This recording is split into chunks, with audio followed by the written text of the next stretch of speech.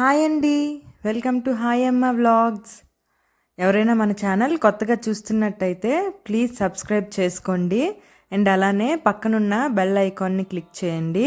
So నేను ఏవైనా కొత్త వీడియోస్ పెడితే మీకు నోటిఫికేషన్ వస్తుంది.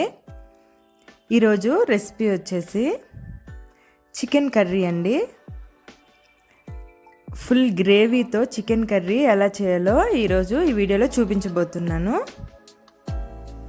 ఈ చికెన్ కర్రీ మనకి తోప, రాగి సంగటి, పూరి, చపాతి, అన్నం ఇలా ఎందులోకైనా తీసుకోవచ్చు. మెయిన్గా రాగి సంగటిలోకి బాగుంటుందండి. నెక్స్ట్ పూరితో కూడా చాలా బాగుంటుంది, ఎందుకంటే ఎక్కువ గ్రేవీ ఉంటుంది కదా.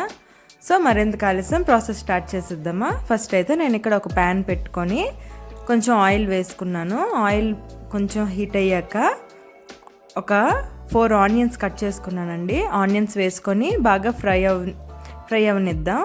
ఇప్పుడు ఈలోగా మనం 1 కేజీ చికెన్ తీసుకుంటున్నానండి. నేను ఇక్కడ చికెన్ని మ్యారినేట్ చేసుకుందామండి. ఇక్కడ పసుపు,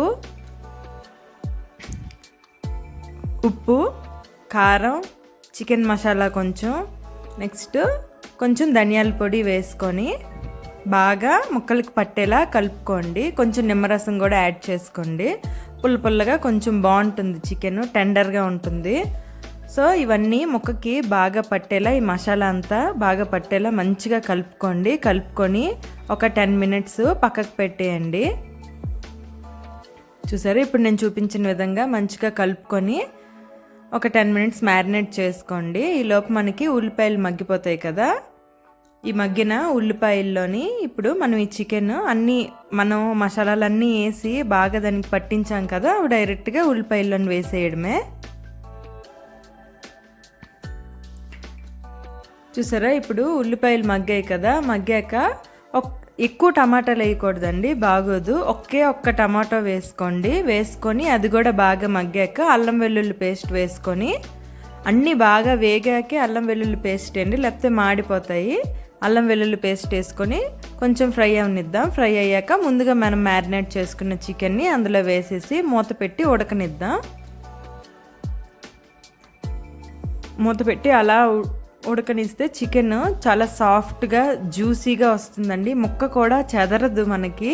మనం ఎలా అయితే మనం ముక్కలు వేసామో అలానే ఉంటుంది, ఏవి చెదరకుండా పర్ఫెక్ట్గా వస్తుంది. ఇప్పుడు కొంచెం మగ్గింది కదా. మగ్గిన తర్వాత దానిలో ఉన్న నీరు ఎగిరిపోయిన తర్వాత మనం ఒక గ్లాస్ వాటర్ యాడ్ చేసుకుందామండి. వాటర్తో ఇప్పుడు బాగా కుక్ అవనిద్దాం. వాటర్ వేసి బాగా కుక్ అయ్యాక అప్పుడు మనం ఇది ఫుల్ గ్రేవీ కర్రీ కదండి. సో వాటర్ ఎక్కువగా ఉన్నప్పుడే మనం స్టవ్ ఆఫ్ చేసుకోవాలండి. చూసారా, నేను ఇక్కడ ఈ వాటర్తోనే స్టవ్ ఆఫ్ చేసేస్తాను, ఎందుకంటే ఇది మనకి ఫుల్ గ్రేవీ కాబట్టి మనకి రాగి సంగట్లోకి కానీ పూరీలోకి కానీ మరి ఎక్కువ గ్రేవీ ఉండాలి కదా మనం తినాలంటే. సో ముందే మనం స్టవ్ ఆఫ్ చేసేసి ఈ గ్రేవీతోనే మనం సర్వ్ చేసుకోవాలండి. థ్యాంక్స్.